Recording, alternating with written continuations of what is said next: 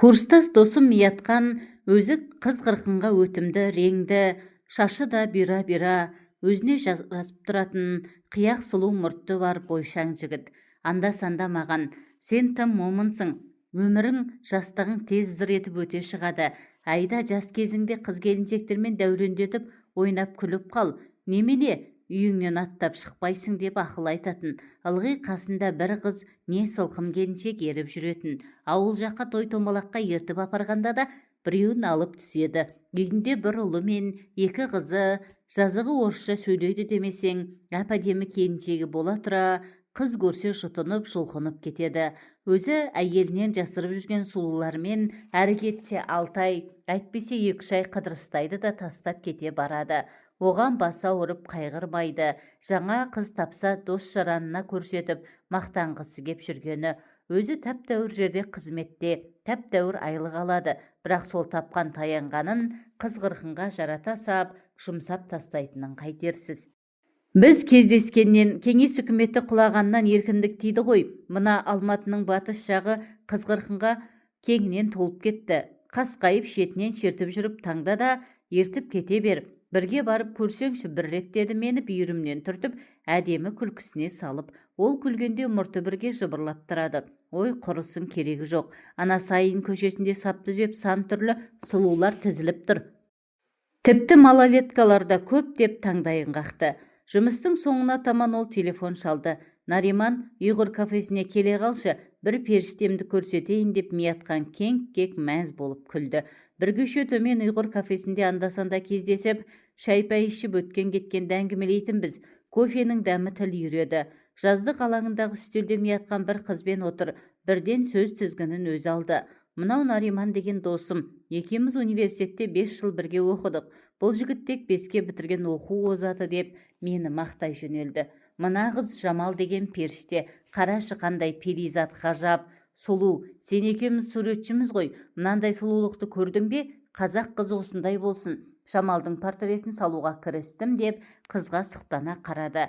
Жамал өңді, бірақ бетіне, қан көзіне опа-далапты көп жағатын және үстіне арзан иіс су даямай себетіні сезіліп тұр. Мынандай шыжыған аптатта бұлай боянуы тым артық сияқты. Апта өтпей Миятқан тағы шақырды. Бұл жолы атақты есік мейрамханасына орынжай ұйымдастырыпты. Бұл жер удай қымбат, көрінгеннің қолы жете бермейді. Ол кезде Алматыда мейрамханалар жоқтан қасы. Қоңыр салқын бұрыштағы үстелде үшеуміз түскі ас іштік. Миятқан әлгі ернің қып-қызыл бояп алған Жамалдың асты үстіне түсіп әлек. Нариман, шыныңды айтшы, Жамалдың сұлулығына жан жетпейді. Жамалдың тұтас бейнесін салмақшымын. Талай-талай натурщицаларды көрдім ғой. Мына періштемнің дене бітімінің бәрі қандай ғажап сурет. Галерея, ән салып тұрған симфония, мөлдіреген поэзия, бүкіл қазақ қыздарының бітім болмысының символы. Қарашы, мүсінінде бір мін жоқ, мойнында, омырауында және кіндік тұсында әдемі түйме қалы қандай ғажап. Міне, суретшісің ғой, қарашы. Көзі тұңғиық жанары, әдемі кішкентай қауырсындай құлағы, дір-дір еткен әнтек бүрілген ерні. Міне, мұндай сұлулық қалай ғана бір жанның бойына біткен десеңші. Хор қызы ғой, періште ғой деп тамсанып, қызыл ерін қызға үзіліп-үздігіп қарап қойып, таң қалып сымбат көркін айта жөнелді.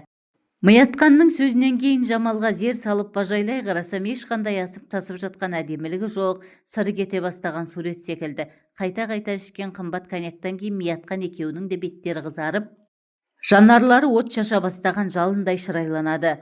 Жігіт мақтап, мадақтап суреттеген сайын қыз керіліп, тіпті міне көріңдер дегендей шалқайып, сылқ-сылқ күліп мәз. Миятқанға көзін төңкере қарап, Миятқан да нағыз жігіттің төресі. Мынандай бұйра шаш ешкімде жоқ деп еркелей, наздана шашынан сипап қойғанда, Миятқан 6-ға толжаға кезіккендей езуі жиылмай ыржалақтай берді. Ішпейсің, өмір арақ ішпейді, әйелінен басқаға бармайды. Қалай тұншығып кетпейсің, әкем арақ ішетін. Содан іштей өзіме өзім еш уақытта арақты аузыма алмаймын деп серт бергенмін. Нешауа деді досым, мұрты жыбырлап. Нешауа, біздің де әкелеріміз өкіртіп ішкен. Папам көп ішеді деді қуыршақтай боп отырған қып-қызыл ерін қыз үн қатып. Көзіндегі жас сол мөлт-мөлт ете қапты. Екеу бір бөтелке армян коньягын ішіп тауысып, суретші досым әңгімесін сұлулыққа кеп тірей берді. бар сұлулық әйел денесінде, әйел затын көрікті, мүсінді етіп әдейі жаратқан, ал сол тұлғасына мінез құлқы сай қыз өте аз. Міне, өмір бойы армандап жүрген кейіпкер періштені таптым. Осы қыздың суретін салып біткенде бүкіл адамзат тамсанып аузын ашып қалады. Жамалдың бейнесін сала бастадым. Бұл қыз шешініп, натурщицаның орнына барып тұрғанда, сұлулығына сұқтанып басың айналып, 5-10 минут ес-түссіз қарап қаласың. Ол мүсін емес, әппақ көркем періштенің елесі. Ой, қойыңызшы, ағай, деді Жамал, ақырын күбір етті. Жаным ғой, бұл қыз, іздедім, таптым, шедевр картина болады деп, Миятқан қыздың бетінен шөп еткізіп сүйіп алды. Қайтайын деп жинала бастадым. Рахатстан, ғажайыпстан деген осы болар деп досым сұқтанып, қызға мейірлене қарап өліп өшіп барады. Отыра тұрмадың ба? Мейлі, бара ғой. Даяшы тағы 200 грамм армян коньягын әкелші. Ақырын тұрып басым дейзеп қоштасып шығып кеттім. Олар бір-біріне қарап, қолдарын айқастыра ұстасып, көзбен аймаласып, дуылдай қызарған күйі отырған орындарында қала берді. Көп ұзамай Павлодар облысының жаңа қызметке ауысып көшіп кеттім. Арада жыл өтті. Демалысымды алып Алматыға сағынып құстай ұшып жеттім-ау. Шілде айындағы Алматының көркі қандай ғажап десеңші. Қол созымда сәукелілері күнге шағылысқан абыз алатау асқақтайды.